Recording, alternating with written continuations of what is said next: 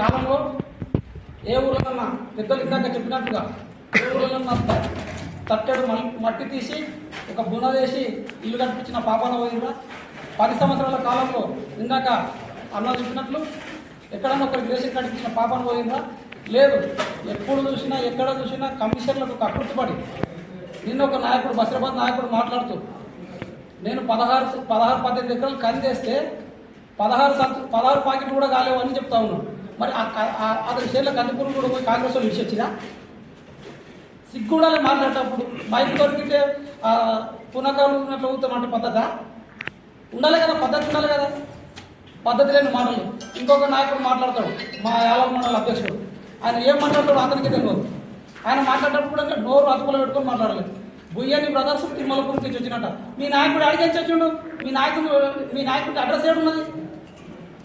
మా నాయకుడి పిల్లలు కూడా కానూరు స్కూల్లోనే చదివిండు. మరి మీ నాయకుడు ఆడ చదివిండు?